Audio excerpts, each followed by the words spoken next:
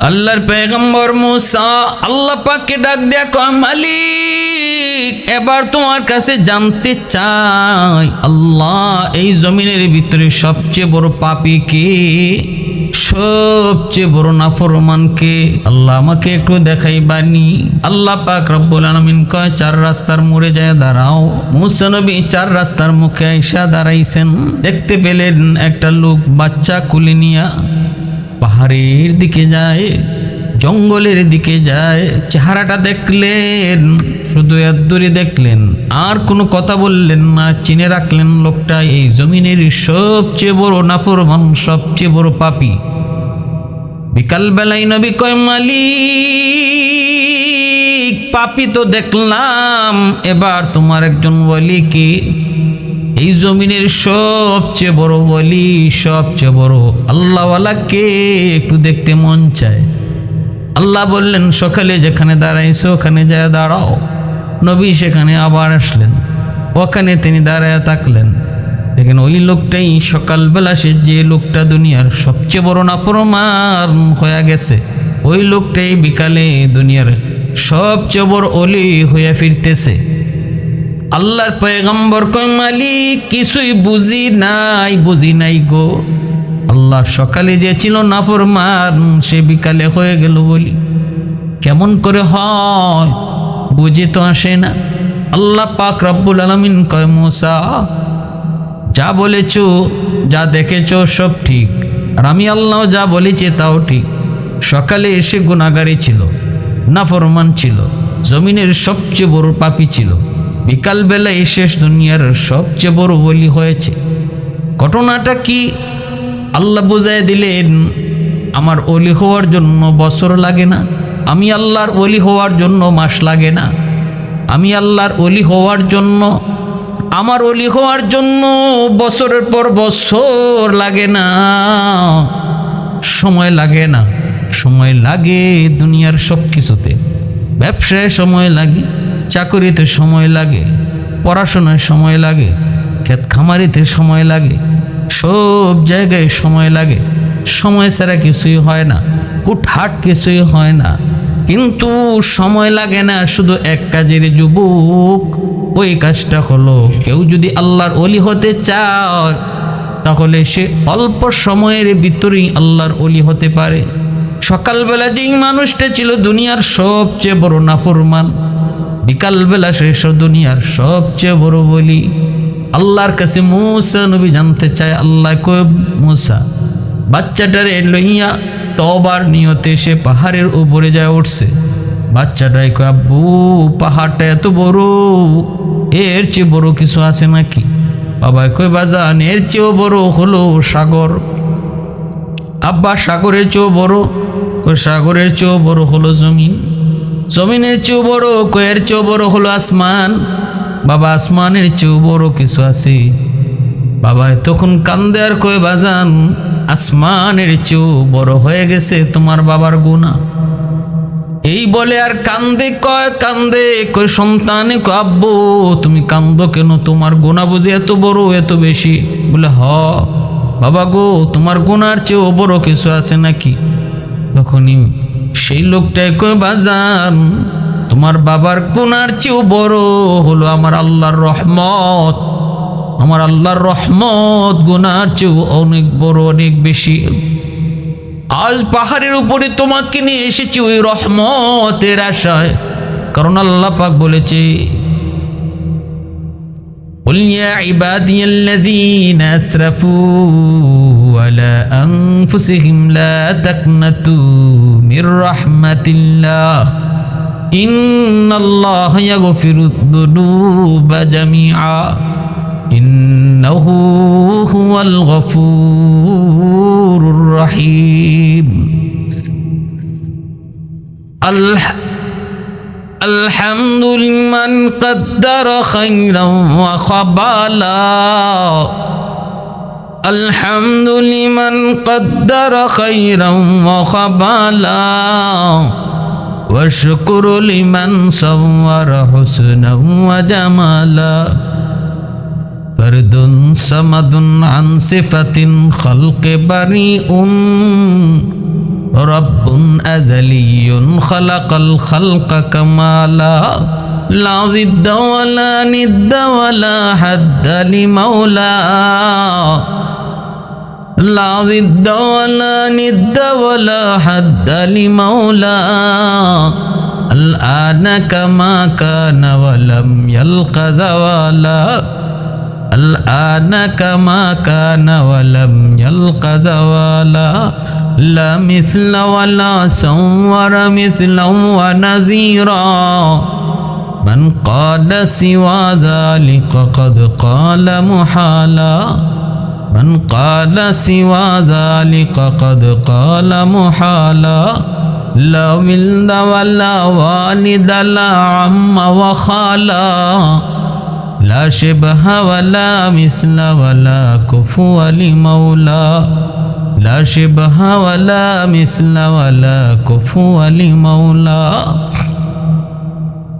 এজন্য আমার ভাইরা বন্ধুরা যুবক মূসা আলাইহিস সালাম কয় ও মালিক জানতে চাই কেমন করে লোকটা এত সহজে তোমার এত বড় ওলি হলো। আল্লাহ কয় মূসা যখনই সে আমার রহমতকে সবচেয়ে বড় মনে কইরা আমি আল্লাহর কাছে কান্না শুরু করে দেয়, তওবার নিয়তে কান্দে, তার দুধের বাচ্চাটা কোলের বাচ্চাটা বাবার কান্না দেখে সেও কান্দে, আমি আল্লাহর কাছে বাবার পক্ষ থেকে আমিন আমিন কয়া কয় আল্লাহ তুমি মাফ করো।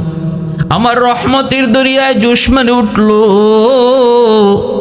মুহূর্তের ভিতরে আমি আল্লাহ তার জীবনের সব গুনাহ মাফ করে যেই পরিমাণ গুনাহ ছিল ওই পরিমাণ গুনাহকে নেকি বানায়া সবচেয়ে বড় ওলি বানায়া দিছি। কারণ তওবার বৈশিষ্ট্য হলো তওবাকারী খাটি দিলে তওবা করার লগে লগে তার পিছনে যেই পরিমাণ গুনাহ থাকে রে যুবক, ওই পরিমাণ গুনাহকে আল্লাহ সম পরিমাণ নেকি বানায় দেয়। কারণ আল্লাহ ইল্লা মান তাবা ওয়া আমানা ওয়া আমিলা আমালান সালিহা ফাউলাইকা ইউবাদদিলুল্লাহু সাইয়্যাতিহিম হাসানাত ওয়া কানাল্লাহু গফুরার রাহিমা। আল্লাহ পরিষ্কার বলেছেন আমি যাবতীয় গুনাহকে মুহূর্তের ভিতরে তওবার ওসিলায় নেকি বানায় দেব। মূসা আলাইহিস সালাম আল্লাহকে ডাক দিয়ে কয় মালিক কথা তো তোমার সাথে বলি দেখি না, কিন্তু এবার তোমার সাথে শুধু কথা না অডিও কলে নয় ভিডিও কলে কথা বলতে চাই। আল্লাহ পাক মূসা আমি আল্লাহর সাথে ভিডিও কলে কথা বলা যায় না, কারণ লান তারানি এটা কোনোদিন সম্ভব নয়, দেখতে পারবা না। কারণ দুনিয়ার মানুষের চোখে আমি আল্লাহ এমন কোনো পাওয়ার দেই নাই যে পাওয়ারে আমাকে দেখে টিকতে পারে। কিন্তু হ্যাঁ জান্নাতীদেরকে আমি আল্লাহ এমন পাওয়ার দেব তার চোখে, ওই পাওয়ারে এসে আমাকে জান্নাতে দেখতে পারবে, তার অসুবিধা হবে না। কিন্তু দুনিয়ার চোখে আমি কারো চোখে এমন কোনো পাওয়ার দেব না যেই পাওয়ার এসে আমাকে দেখবে, আমাকে দেখে সহ্য করবে, এটা হবে না। এ কথা বলা পর আল্লাহ পাক রব্বুল আলামিন যখন বলেন লান তারানি লান তারানি লান তারানি, মূসা কয় মালিক লান তারানি বুঝি না, আমি দেখতে চাই। আল্লাহ আমি দেখতে চাই, আল্লাহকে দেখা যায় না, মূসা নবীকে দেখতে চাই। আল্লাহ পাকের সাথে মূসা আলাইহিস সালাম এভাবে কথা বলতে। আল্লাহ পাক মূসা ও তুই তোমার শখ তাহলে তুর পাহাড়ে যাও। বারবার বলতেছি দেখা যায় না দেখা যায় না, তারপরেও যখন দেখতেই মন চায় তো এলাকা ছাড়ো, মানুষের বসতি ছেড়ে দাও, তোমার কারণে মানুষের যেন কোনো ক্ষতি না হয়, কোনো জীব জানোয়ারের যেন ক্ষতি না হয়। যাও তুর পাহাড়ে চলে যাও। মূসা আলাইহিস সালাম তুর পাহাড়ে আসবেন, আল্লাহ পাক ফেরেশতার মাধ্যমে তুর পাহাড়ের গোটা এরিয়াকে একোয়ার করলেন। ফেরেশতার ঘোষণার মাধ্যমে গোটা এরিয়াকে জানায় দেওয়া হয় এ গো তুর পাহাড়ের অবস্থিত যত জীব জানোয়ার পশু পাখি আছো তোমরা পাহাড় ছেড়ে অন্য কোথাও চলে যাও। কারণ মুসা আল্লাহর পয়গম্বর, আল্লাহকে দেখতে চায়। তুর পাহাড়ে আল্লাহ পাক তার নূরের তাজাল্লি দিবে। তোমাদের ক্ষতি হবে, তোমরা যার যার মতো করে তুর পাহাড় ছেড়ে চলে যাও। ফেরেশতাদের স্পেশাল বাহিনী এসে ঘোষণা দিয়া দিলেন, সাপের কাতারে সাপ, শিয়ালের কাতারে শিয়াল, পিঁপড়ার কাতারে পিঁপড়া, সবগুলি যার যার মতো করে চলে যাচ্ছে। মূসা নবী তুর পাহাড়ে আইসা তিনি দেখতে পান সবগুলি প্রাণী যার যার মতো দল বেঁধে বেঁধে লাইন ধরে ধরে চলে যায়। মূসা নবী কই, কিরে ভাই তোমরা কই যাও? প্রাণীদের জবান আল্লাহ খুলে দিয়েছে। মূসা নবী আল্লাহকে দেখতে চায়। ফেস লাগাইছেন আপনি, এখন আপনি বুঝি কিছু জানেন না। ফেরেশতারা কয়, নবী গো জিগায় লাভ নাই, গন্ডগোল বাজাইছেন আপনি। মূসা নবী কই, কি গন্ডগোল? কয়, আপনাকে আল্লাহ বারবার নিষেধ করেছে, দেখা যায় না, এরপরও দেখতে চেয়েছেন। আল্লাহ তুর পাহাড়ে আনছেন, এই তুর পাহাড়ের যত প্রাণী আছে সবকে আল্লাহ সরাইয়া দিতেছে। কারণ আল্লাহ পাকের নূরের তাজাল্লি যখন তুর পাহাড়ের উপরে পড়বে, তখন কি হবে কেউ জানে না। এজন্যই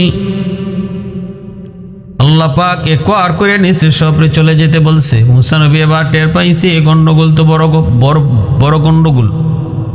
এতটা তো তিনি বুঝেন নাই। মূসা নবী কয়, ভাই জিব্রাইল মাপ চাই, ভুল করে ফেলেছি, আমি এত কিছু ভাবি নেই, এত বড় বিষয় যে ঘটবে আমি বুঝি নাই।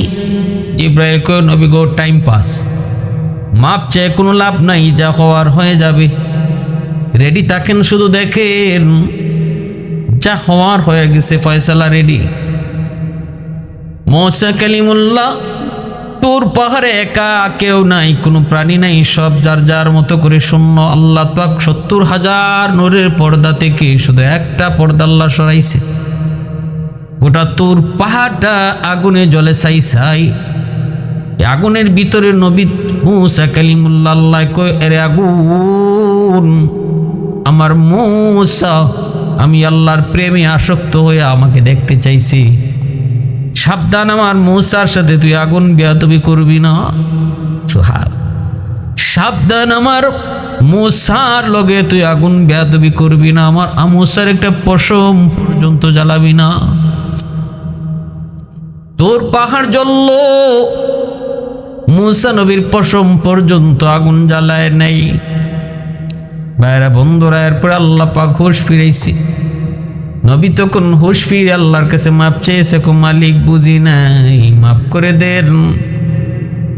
আল্লাহ পাক রব্বুল আলামিন জান্নাতীদেরকে প্রতি সোমবার আল্লাহ পাক জান্নাতের বাজারে জান্নাতীদেরকে দেখা দিবে। সেদিন কোনো জান্নাতি আল্লাহকে দেখতে সমস্যা হবে না রে যুবক, কারণ জান্নাতীদের চোখের মধ্যে আল্লাহ পাক ওই পাওয়ার এক্সট্রা দিয়ে দিবে, যেই পাওয়ারে আল্লাহকে দেখে সহ্য করা যায়। আমরা সূর্যের দিকে তাকাতে পারি না, প্রচন্ড সূর্যের দিকে তাকাতে পারি না। কারণ কি? কারণ আমাদের চোখে ওই লোড দেওয়া হয় নাই যে সূর্যের আলোটাকে দেখা সহ্য করার মতো। ঠিক তেমনি আল্লাহকে দেখে সহ্য করার মতো পাওয়ার শক্তি আল্লাহ মানুষের চোখে দেয় নেই। তবে অতিরিক্ত এক্সট্রা পাওয়ার আল্লাহ জান্নাতীদের চোখে দিয়ে দিবে। জান্নাতে যখন ঢুকবে তখন ওই চোখ দিয়ে সে বুঝতে পারবে, ওই চোখ দিয়ে সে দেখবে।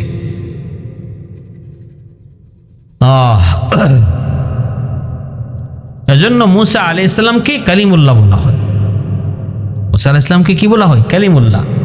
আল্লাহর সাথে ৪০০০ বারের চেয়েও বেশি যিনি আল্লাহর সাথে কথা বলছেন, সরাসরি কথা বলছেন, মূসা আলাইহিস সালাম। কোরআনুল কারীমের ভিতরে যার অসংখ্য অগণিত জায়গায় যার ঘটনা আল্লাহ পাক বর্ণনা করেছেন। কোরআনে জায়গায় জায়গায় মূসা নবীর ঘটনা। নিজেও নবী, ভাইও নবী। আল্লাহর কাছে বলতেছেন, আল্লাহ মূসা নবী একটু তুতলাইতেন, একটু তুতলামির ভাব ছিল, মুখে কথা বাজতো। কেন? ওই যে ফেরাউন পরীক্ষা করতে চাইছিল ওই যে স্বর্ণ আর আগুন দিয়া। আল্লাহ পাক ফেরাউনের চোখে ধাঁধা লাগাইলেন। মূসা আলাইহিস সালাম ছোট্ট শিশু, আংরা মুখে দেলাইছেন, আগুনের আংরা, ফেরাউনের সন্দেহ থেকে মুক্ত করার জন্য। ফেরাউন মনে করছিল যে বাচ্চা সব কিছু বুঝে, আর বিবি আসিয়া বলছিল যে না, বাচ্চা বুঝে না। এই বুঝে না বুঝে নাকি বুঝে না, এটা পরীক্ষার জন্য আগুন আর স্বর্ণ এক জায়গায় রাখা হয়েছিল আর মুসা আলাইহিস সালামকে ছাড়া হয়েছে। মুসা আলাইহিস সালাম তিনি স্বর্ণের দিকে যাচ্ছিলেন, কারণ তিনি শিশু হইল, তিনি বুঝেন, সব কিছু দেখতেছিলেন, বুঝতেছিলেন। কিন্তু আল্লাহ জিব্রাইলে পাঠাই দিয়েছে, জিব্রাইল যাও আমার মুসারে গিয়ে আগুনে হাত দেওয়াও, কারণ এখন যদি স্বর্ণে হাত দিয়ে আলায় নমরুদ বুঝে ফেলবে, আমি ফেরাউন বুঝে ফেলবে আমি আল্লাহর কুদরতের খেলা এখানেই শেষ। না না, আমার কুদরতি খেলাতে এখানে শেষ হলে হবে না, ফেরাউনের সাথে মাত্র শুরু। যারে সে মারতে চায় আমি আল্লাহ তারে তার ঘরেই লালন পালন করাবো। এটাই হলো আমি আল্লাহর চ্যালেঞ্জ, এটাই কি আল্লাহ পাকের চ্যালেঞ্জ। আল্লাহ বলে তুই মারতে চাস আর আমি আল্লাহ রাখতে চাই। আল্লাহ পাক রব্বুল আলামিন কয় মুসা যাও ফেরাউনের কাছে যা তুমি দাওয়াত দাও, কালেমার দাওয়াত। মুসা নবী বলতেছে মালিক আমি দাওয়াত দিব কেমন করে, আমার মুখে তো তুতলামি, কথা তো অস্পষ্ট। আল্লাহ আমার ভাই হারুনকে আমার সাথে দিয়ে দাও, ওয়া আফসাহু মিন্নি, আমার ভাইয়ের কথা বড় স্পষ্ট, দুই ভাইয়ে যায় আমরা কালেমার দাওয়াত দেই। আল্লাহ পাক কয় যাও তুমি যদি তোমার ভাইয়ের প্রশংসা করেছো, আমি তোমার ভাইকেও নবুয়তি দিলাম। এবার মুসা আলাইহিস সালাম নিজেও নবী, তার ভাই হারুন আলাইহিস সালাম তিনিও নবী। দুই ভাই গেলেন। আল্লাহ পাক রব্বুল আলামিন কয় মুসা ফেরাউনকে নরম ভাষায় কথা কইও। মুসা নবী কয় মালিক আমি নরম ভাষা কি জিনিস বুঝি না। নরম নবী না তো, নবী গরম নবী। হয়তো আমার ভাই হারুন আছে, একটু নরম নরম কথা কইতে পারে, হারুনই দাওয়াত দিব না। মুসা আলাইহিস সালাম গেছেন হারুন আলাইহিস সালামকে সাথে লইয়া নমরুদকে কালেমার দাওয়াত দেওয়ার জন্য, ফেরাউনকে কালেমার দাওয়াত দেওয়ার জন্য দাওয়াত দিছেন, কালেমার দাওয়াত দিছেন। ফেরাউন মানতে চাইল না, নিজের খোদাই দাবি করলো, মুসা আলাইহিস সালামের বিরুদ্ধে ষড়যন্ত্র শুরু করলো। একে একে একে একে বনি ইসরাইলের উপর নির্যাতন আর জুলুম চালাইল। যত জুলুমই চালাক, যত নির্যাতনই করুক, বলুন তো দিন শেষে বিজয়টা কার হয়েছে, ফেরাউনের না মুসা নবীর? মুসা আলাইহিস সালামের। নীল দরিয়ায় চুবাইয়া মারছে আল্লাহ কারে? ফেরাউনকে। মুসার বিজয় হয়েছে, ফেরাউন পরাজিত হয়েছে। এটাই পৃথিবীর ইতিহাস। জালেমের জুলুম চিরকাল থাকে না, দিন শেষে পরাজয় জালেমেরই হয়, মজলুমের বিজয় হয়। আল্লাহ আমাদেরকে বুঝার তৌফিক দান করুন।